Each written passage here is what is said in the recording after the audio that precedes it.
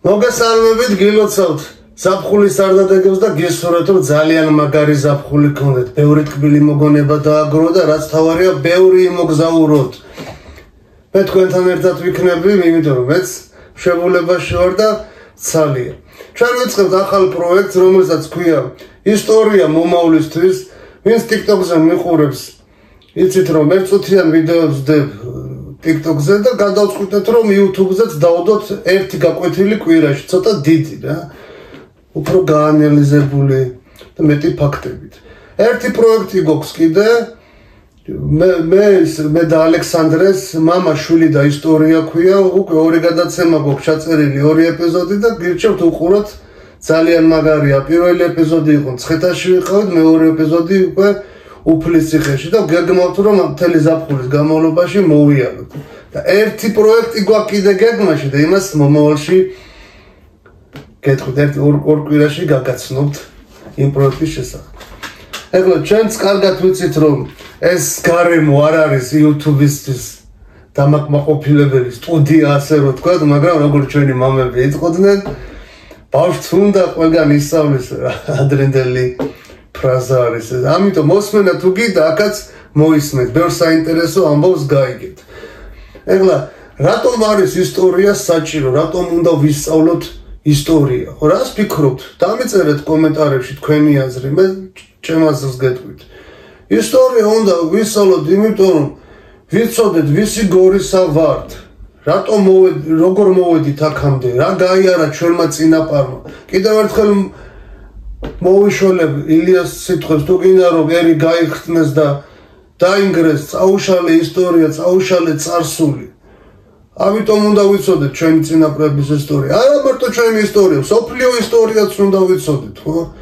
ეხლა რომ გარბი ვართ, გარბიან ამერიკაში სამუშაოდ, ინგლისში სამუშაოდ, კაი ცხოვრება არის. როგორ მოვიდნენ აქამდე, ხო? რა გზა გაიარეს, ეგ ხო არ იციან. ისე გაიქცნენ. მაგალითად ამერიკაში იმდენი იბრძოლა ხალხმა, იმდენი იბრძოლა რომ სამუშაო გრაფიკი ეხლა რო არის 8 საათიანი, ხო? ეგ დაეწესებინათ, ანაზღაურება მაღალი ყოფილიყო. ხალხი დაიხოცა იცით გამოსვლებში. 100-120 კაცი დაიღუპა ზოგჯერ ერთ გამოსვლაში რა. 12 საათი ქონდათ სამუშაო გრაფიკი. 13 საათი. ანაზღაურება დაბალი ქონდათ. ასე იომეს და იბრძოლეს. ჩვენ ავიღოთ მაგალითად, მაგალითი კარგი რაც აქვთ და უნდა გადმოვიტანოთ ჩვენსაში, ხო? აი რამდენი შეცდომა გვაქვს კიდევ? ისთვის არის კიდევ საჭირო ისტორია. რამდენი შეცდომა გვაქვს წარსულში? ჩადენილი, ხო, გაკეთებული.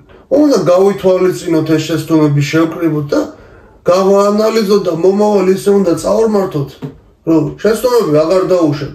კიდევ ერთ მიზეზს გეტყვით, რატომ არის საჭირო? რომ არ მოგატყუოს. ტელევიზიიდან რო გვატყუებენ, ყველა მხრიდან რო გვატყუებენ. ამ ხალხსაც არ უნდა გადამოწმება მაგრამ უნდათ რომ რასაც ეუნებიან, ისია. არ არის.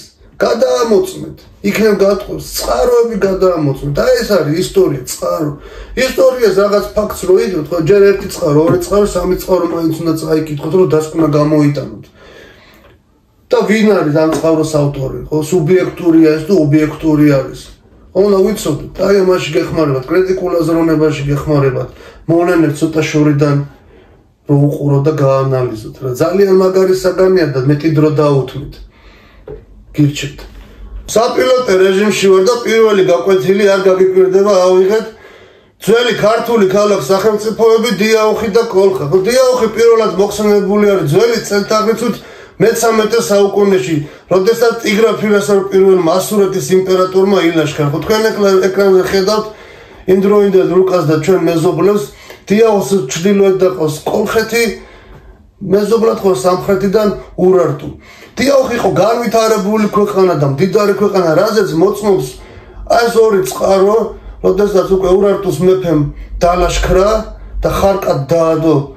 შეხედეთ უბრალოდ რამხელა ხარკი დაადეს, ესე იგი მათ ქონდა საშუალება ამის გადახდის, ხო მასე მიგვანიშნებს ეს წყარო და ბოლოს მე-8 საუკუნეში ურარტუმ და კოლხამ ერთიანად გაანადგურეს დიაოხი, ხო ნახევარი ზედამხარი ჩრდილოეთი შეხვდა კოლხეთს, ხოლო სამხრეთი ურარტუს. ეხლა შეკითხვა დაგებადებათ, ხო? რელევანტურია შეკითხვა თუ ორივე ქართული სახელმწიფო იყო რატომ გაიმეტა გასანადგურებლად მეც მევადება ეს შეკითხვა შემდეგ მათი მეგობრობა ურარტუს და კოლხეთს დიდხანს არ გაგრძელდა და ურარტუმ ორჯერ დალაშქრა კოლხეთი შემდეგ კოლხეთი დალაშქრეს კიმერიელებმა სკვითებმა და ძალზე დაასუსტეს ხოლო ურარტუ ძველი წელთაღრიცხვით 590 წელს მიდიეს იმპერიამ გაანადგურა და ხალხი გამოიქცა ურარტუელები ჩრდილოეთისკენ და ქართველებთან მოხდა ასიმილაცია. ამის შემდეგ ქართულ ლექსიკონში ბევრი ურარტული სიტყვა შემოვიდა, მაგალითად არალე, დიური დარალე და ასე შემდეგ, რა ყირა მაგალითად. კოლხეთი კვლავ გაძლიერდა და განვითარდა, რაზეც მიანიშნებს არგონავტების სტუმრობა იასონთან ერთად, ხო? რამ განაპირობა კოლხეთის გაძლიერება? რკინისი არა. კოლხეთში რკინის დამუშავება ხელოვნურ დონეზე იყო უკვე აყვანილი. სხვა ქვეყნებში არ იყო ასე. თქვენ წარმოვიდგინეთ ახლა მეურნეობაში როგორ გამოადგებოდათ, ხო?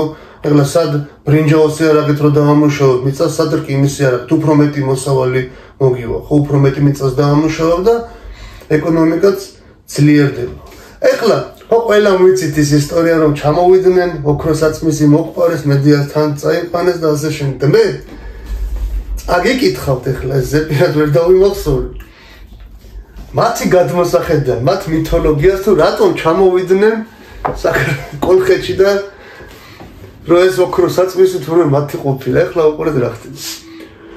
ორქომენის მეფე ათამანს ქალღმერთი ნეფელსგან ჰყავდა ორი შვილი, ფრიქსე და ჰელი. ათამანმა უღალატა ნეფელს დაქორწინდა სხვა ქალზე ინოზე. ინო მოინდომა შვილების დახოცვა, ვითომ ქვეყანას იხსნიდა ფრიქსეს შეწირვა. ქვეყანაც უდღეში იყო და ფრიქსე უნდა შეეწირათ.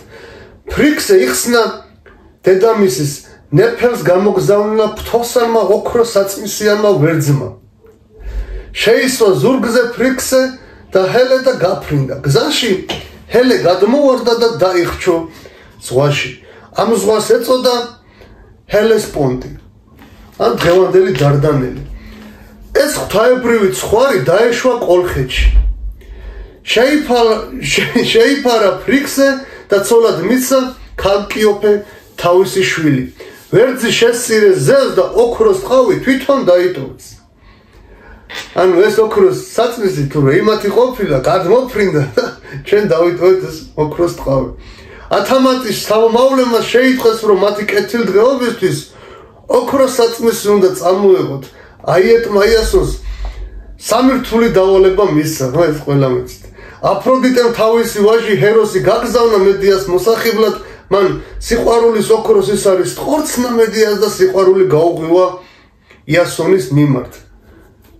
და რომ მედიას მერე თან გაყვანო, ჩვენი მედიცინა თან წაიღეს. ოქროს საწმისი რა არის? ოქროს მოპოვების წესი არის. ცხვრის ტყავს დებ დინარეში, შემდეგ იღებ ზეზე აშრობ და რომ გაშრება ოქროს იდებს რა ნალექს და ფხიკავ რა სვანეთში. შეიძლება დღესაც კეთდება მგონი არ ვიცი რა. აი ეს არის ხალხო რო იძახით ცივილიზაცია დასავლეთიდან ზღვიდან შემოვიდა. ცივილიზაცია იქიდან კი არ შემოვიდა. პირიქით აქედან გავიდა. აი ამიტომ უნდა ვიცოდეთ ისტორია რა. რა ხალხი ვარ, საიდან მოვდივარ, ვისი გორისა ვართ, ვინ იყო ჩვენი წინაპარი, ხალხო. ძველი წელთაღრიცხვით მესამე საუკუნეში იმპერიაში რომ ცივი და ცხელი წყლის აბაზანები იყო, ეხლა რომ ქვეყნები გვევლატავებიან, ხო? რუსეთი, ამერიკა, საფრანგეთი, ინგლისი და ეს გარშემო ძლიერი ქვეყნები. მაშინ ისინი ჯუნგლებში დარბოდნენ საჭმელი რომ შეეგროვა და ეჭამათ რა. აი ეს არის ჩემო კარგო ხალხო. მაგრამ დღევანდელი გაკვეთილი სულ ეს იყო დღევანდელი ეპიზოდი. თქვენი აზრით მაგრად მაინტერესებთ გავაგრძელოთ თუ არა ესეთი ფორმატი და შემდეგი გაკვეთილი რაზე ჩავწეროთ, ესეც დააკომენტარეთ და ჩვენ გავითვალისწინეთ თქვენს. დიდი მადლობა რომ ყურადღება დაგვიქმნეთ. დაბადროებით.